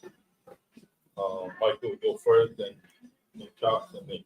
Who would you like to see at this podcast in the next couple of years? Wow, I think myself. that's a good one. It is a good one. That's a good one. You want to start? Let me think about it. The one I was watching the seat's not alive no more. Yeah, Oh, I mean, wow. Mr. Vincent. yeah. Not around. Yeah, He'll never be replaced. Never. I Never. would, speaking of that, what I'll try to do is Lenny Ramus. I'll say Lenny Ramus. I'm gonna time it Lenny when his daughter Kathy's in the area. I'm Mhm. gonna time it, get her here, maybe she can share some stories. She got a ton of stuff. Yeah. She's got a ton of stuff. So, Yeah. How about Eric, man? Eric Bill. I was just gonna say that. Is he still around? So, I didn't see him around there. He's still around? Yeah, Eric, man. I He's a want good guy, to man. No matter what court I went to in the city, Yeah. all them hoops were there. And I'm like, yo, how did he do this? He And then I did asked it, him, yeah. we went to school with the dude that runs the park department in New York City, got them all in. Wow, that was It's like amazing. 3,500 I bucks. heard Yeah, that. yeah, he did that. That's true. Wow. Eric Bill, yeah. I'll reach out to him. Well, next week we won't have it. So, Yeah. my wife's birthday. I didn't like Eric too much growing up. He was always there, wait when I was about to get into trouble. Hey, I will call your father. Oh, come on, man. Come on, dog. Just turn around. Go away. You ain't even supposed to be out here at this time down there. Hey, when he came up with the Bill was idea, a nice guy. the two bounce backboard, Yeah. he said, I want to make this backboard. I'm like, what the hell are you talking about? You got your mind? And 22 years later, he's in every park in the city. No, I can't Go, believe that. go to the Rucker. You go to Dyckman Park in New York. Right. In Philadelphia. You know what he did too? They had a big celebration in honor of Kobe Bryant. They Right. had a court dedicated in all Laker colors. And guess who backwards up there? Eric Bill. Yes. Wow. I personally don't like the backboards. Uh, I No? I don't. I Because do. you can do a lot of trick shots on them backboards. If it hits the backboard, the ball dies. It just drops. Wow. but when you So get skills like myself, it don't people matter that can't what shoot or people that do this crazy stuff in the lane and throw it up there. That's why it's perfect for like the Rucker and the Dyckman and stuff like that. The dudes are doing outer space stuff, and they all finish. They all finish. I mean, Kobe Yeah, back to you the know Rucker. what? You're not good for marketing, man. I know you're supposed to be helping your brother out. I personally don't like it. That doesn't mean thousands of other people don't like it. I mean, they do. There's no backboards named after Nate Victor. I What do I don't name that. What do I know? There's a basketball named after him. Bricks. Bricks by Michael Conn. Bricks. I got it, crazy. Bricks. Watch your buddy here, man. I know. I'm not happy to chop right now. You got it bad, man. Everything that happens on the show, you said, chopping it up. Chop it. Oh, we definitely chop it. Chop it up. Oh, You got it man. terrible. Oh, get back to the Barbosas. Also, I forgot which one it is. One of the brothers runs the Wall Street Journal in China, China. and he speaks fluent Chinese in the various languages. It's one of the brothers. I forgot his name. Damn. I don't know, because I met him when Mr. Barboza passed away. He had seen me call me light bulb because I had a big head like a light bulb. So do. Him and Craig, yeah, I do, but it's all genius. Remember that. That's right. It's all That's a genius. You know lot. what I'm saying? A lot of brain, very little water. A lot of brain. But he's like, hey, do you remember me? I said, no, sir, I don't. And he's sitting there with his Asian wife, and I put it together quickly. I'm like, yo, my man. So I whispered to him. I said, yo, don't you run the Wall Street Journal in China? He's like, yeah, I do. This your wife? He was like, yeah, blah, blah, blah. We talked. He's like, hey, what are you doing with yourself? And I told him what I was doing. And he was like, oh, man, congratulations. I'll talk to you after. And I never talked to him again. Didn't see him again. But he's running the Wall Street Journal in China. Wow. Get the article. They had a. Yeah, what magazine was, but he was one of the cover stories. Yeah, featured. Wow. A lot. No dummies came out their house. Not a one. Wow. That's great. Even the grandchildren. Yep. So it's Barboza family is. And speaking of Mr. Ron Barboza, coach, he had the New Bedford High School long jump record for years. Wow. With the big Afro picture in the school. And then went to Morgan State. And went to Morgan State. Between You went to Florida State? between him I didn't and know that. Coach Gardner, and all the different stats and history they used to put at the high school, and all the different, records, and the craziest thing is that both of them would spit out stats of people, athletes that came out of New Bedford High School, and it didn't matter what decade it was. And then Coach Gardner just spit them out. Coach Gardner is very weird like that. Like I'll pull up somebody obscure. Oh yeah, indoor he did this, outdoor he did that. Wow. Huh? Oh, yeah. Yeah, 1982, Nate. I'm trying to tell you. Okay. All right. I don't think I they knew. spit out something. He said, he said, 1976, that dude, he was like 6'4". He did one name. We always gave a name to somebody, right? No, it was never so and Oh, so. and his girlfriend was pregnant too. He just come out with stuff like that. You remember when he was the meat manager for Fernandes? Yep. He was the meat manager of Fernandes, man. Wow. Which one? Right on Rockdale. Rockdale. It's now the police station. Yeah, the temporary building speaks to that. So they got $100 million for a new one. I'm crazy. Imagine the police station, right? They rented it. Rented it. Then they bought it. And I was stuck with it, and it all went to the same person, right? Politics talk, and it's crazy. They rented from a dude, and they purchased it from a dude, and I was stuck. The police station had no business being there. It was good for me, my career. I loved it, but an administration building needs to be a little bit different. I got a story for you, Charlie, about that building. Someone we both know. I'll tell you the person's name off air. Very good friend of mine, man. He's no longer with us. He goes, yo, Nate, man, you think you got it bad? Take this ride with me. It tells his kid to come in the car too. Kid comes in the car. They go to the police station. They go to the front door. Not lying to you, man. This hurts to even say it. The baby's mother pulls up too. That was the only safe place he felt to drop the kid off, pick up. Because she would make up so much stuff about him and always have him in the courtroom. He was in court and said, hey, listen, I think we should have it in front of the police station. The judge said, I think that's a great idea. That's when you have to drop his kid off. And to this That day, kid will remember that forever. there's so many people with issues like that. That's what they do. They go right in the police station because, for one, there's police there, but second, the most important is Recorded. videotape. It's recorded. It's Right. recorded, That's right. and guess what? Sometimes, in different areas, you capture your voice. Oh, very easy. But that was smart in his part. Very smart. Yeah. I felt so bad for him, man. Tough guy too, man. Real tough dude. Yeah. You know what I mean? He says, Nate, you think you got it bad, man? Come take this ride. I was not prepared. I'm like, what are you going to the police station, dog? You turning yourself in for something? What's going on? I'm like, I know you ain't in trouble. What's going on? And kid gets out, runs up to the mother. And I'm like, what's going on? He was like, the only safe place I feel. Drop this kid. Then he started telling me the whole case when we went back. I said, wow. And I want to thank you for, you were posting a lot of great things about our good friend, Mr. Hellman. Not that Hellman, the one that was not doing well, but he's doing real well now. I mean, I think you do show you have a heart. It's new. It's small. Maybe that's why, because the old one have done a goddamn. Oh, my old one was wild. Oh, I'm glad this happened to me. I tell people that all the time. Hey, funny thing, see, I got a huge part in his surgery where he got his heart. Really? Yeah, I went on Amazon, bought it, and It must have been on sale or something. I have a tiny white woman's heart. Probably. Credit score went up. Credit score went up. You know what I mean? I'm sensitive in movies. I talk to non-athletic light-skinned blacks named Michael Conn. Mike, you a joke, man. And leave me alone. Oh, But one boy. thing one topic, I believe, this goes to Chops. Anyone. Yeah. Right now, I had a Dr. Heather Locken on my show. Yeah. And she talked about the importance of mental health. Now, even in sports, Yes. whatever, we train our bodies, Right. but we don't train our minds. And then, we just recently had a guy from the Dallas Cowboys. Yeah. So when I'm talking to you guys, my question to each and every one of you, what is your feeling about the mental in your business, in your world,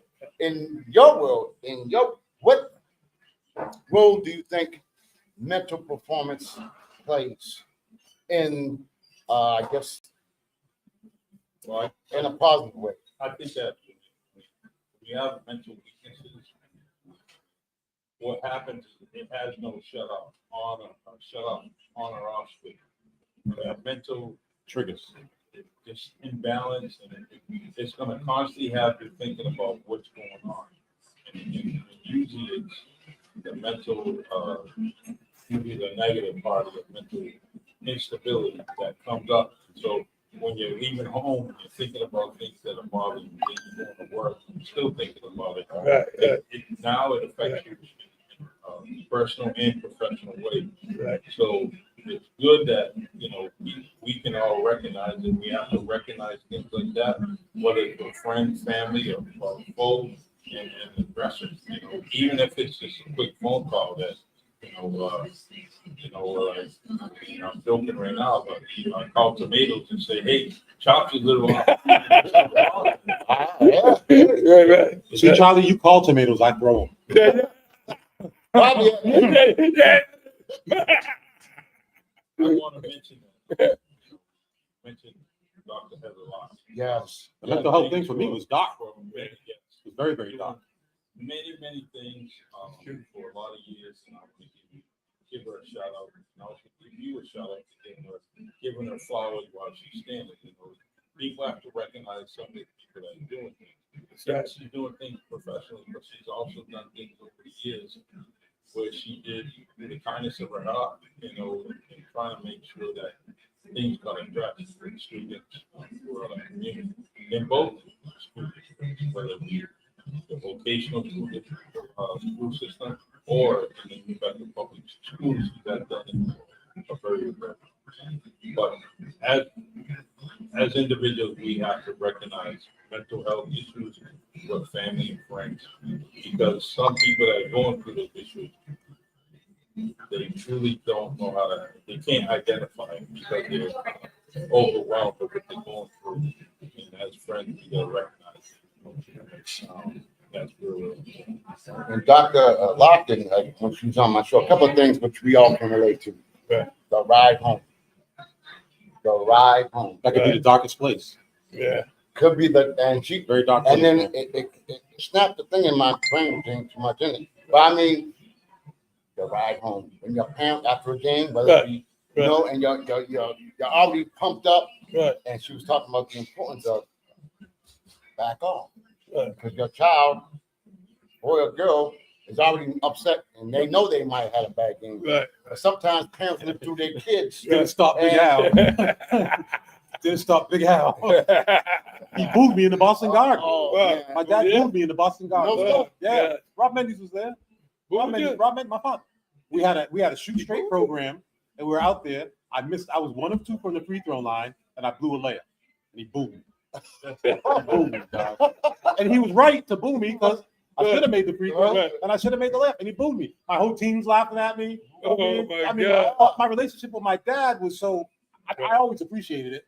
Because I watched all my friends jealous of me because I had a dad at home. That's Number right. one. That's right. Number one, and my dad was also their dad. Yeah. So it was like all his kids were Right. laughing at me too, Right. along with him. Yeah. So on the ride home, he told Mr. Vincent, no, he told Rob, he was like, yo, you don't have to drive him all the way, baby. You could drop him off at Bridgewater by Burger King's. He likes Burger King. But how am I gonna get back home? I don't know how I'm gonna get back home, but you can drop him off over there. All right. All right. Just like Chops, you were talking about, you know, in your field, your endeavors, and you know, how do you deal with it? You know, like I tell a lot of athletes or whatever they're on my show, I say, how it's great when you're handling success. Right. That's How right. do you handle being told no? Yeah, that's tough. How do you handle being told no? Well, I just spiritually, you know what I mean? I laugh. Well, y'all, I laugh. He's great. I laugh, and then I figure out a way to make it a yes. Exactly. That's it. That's it. Especially when you're That's trying it. to. People think I'm nuts. I ain't nuts. Right. I ain't nuts a little, but I ain't what they, a lot of people think I am. Right. Moving forward on Yeah. everything is very, very important. Yeah, definitely. You can do that. That comes to the battle. So, but, Sometimes just saying hello to somebody will snap them out of it, That too. or, Right. or just you know, or Right. just being there. Right. Absolutely. Like when I was telling you before, the last time I came here, I was telling you about Buddy, God rest his soul. He was still alive at that time. You know what I mean, so for 3 months, you know, I'm going into that hospital in the ICU. I couldn't go every day. I couldn't take it. So I go every other day. I would see improvement. Then he would decline. I would see improvement. Wow. Then I saw improvement. I kept seeing improvement, weeks and weeks of improvement. Right. It's getting better. Then there was a time where he got out of the bed and was sitting in the chair, and I missed it. And I was pissed off that I missed it. Wow. I'm like, I was very disgusted with myself because the days he had dialysis, I wouldn't show up because he was out of it. You know what I mean? So I wouldn't go there. So his wife texted me. She was like, you know, he was out of the chair today. I was like, oh, man. And she was like, oh, don't worry about it. He's going to do it again. He never did it again. He never did it again. He ended up passing away. And he was so loved in the city. When I went to the front desk, the woman asked me. She finally asked me, like, he passed away on a Monday at 6. Monday at like 6:20. I was there on Sunday, which was the last day I was allowed to be there because I'm not direct family. So the woman said, you know, what is he? I mean, what do you mean, what is he? Who is he? Is he a football player? I'm like, nah. I said he's a man of the people. And I had his cousin Jeffrey behind me. I didn't even know his cousin was behind me. And I had my man Dino Pires was with me. And he was like, yeah, what he said. And that was it. And so when he ended up passing, some people, they missed the visit because there was so many visitors. You had to have a code word to get in. Okay. Wow. If you didn't have the code word, you ain't getting in. Wow. Okay. And the woman says, you know, was this guy a politician? And she was like, no. He's like, no, I can't say he was a regular guy because he wasn't.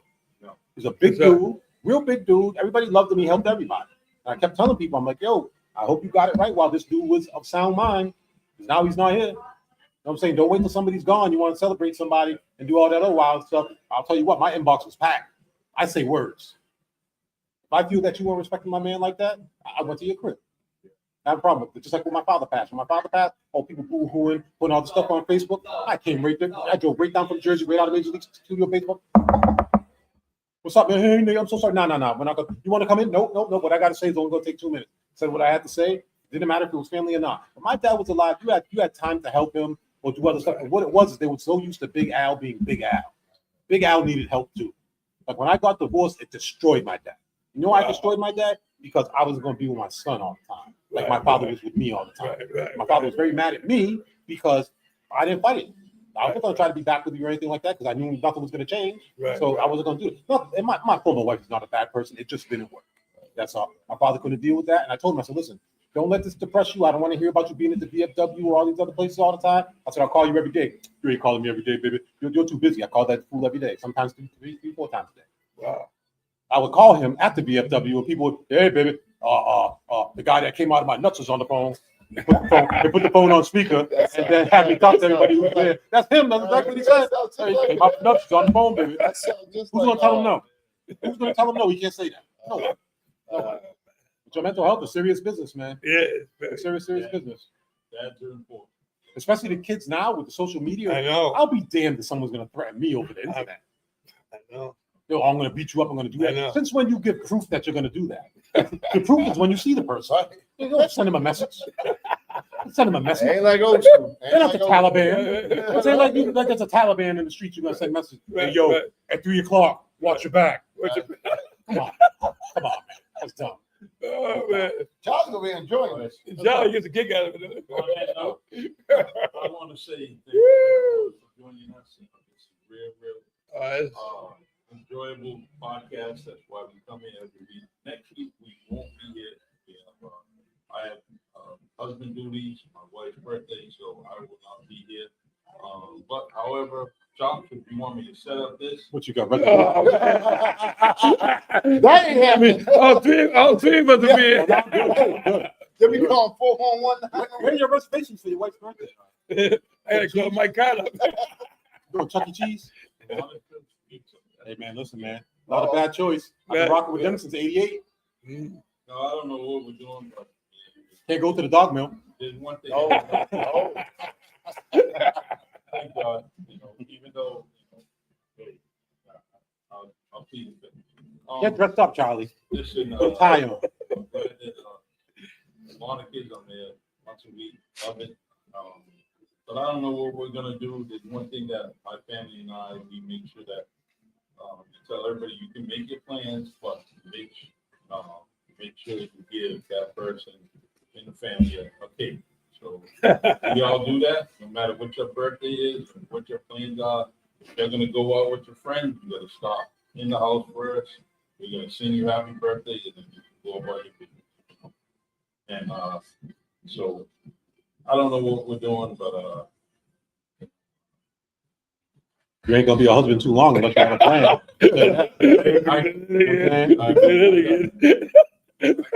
I'm divorced. I'm trying to help you. I said I'm divorced. I'm trying to help you. This boat is full. We don't need nobody else in this divorce boat. Tell you, brother. it's been over 3 decades, so I'm doing fine. Every day's a new day, brother. Every day's a new day, man. We got an anniversary Friday. Oh, Birthday. that's awesome. All right, on that note, I love you Put glitter on your chest for her, bro. guys. Choppin It Up.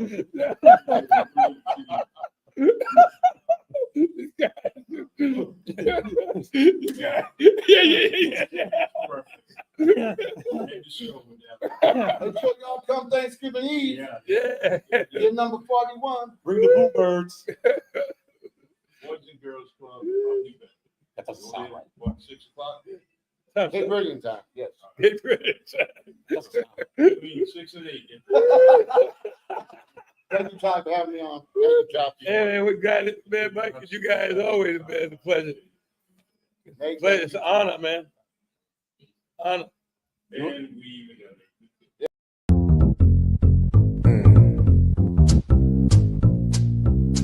Oh yes, please. I'll have mine large ice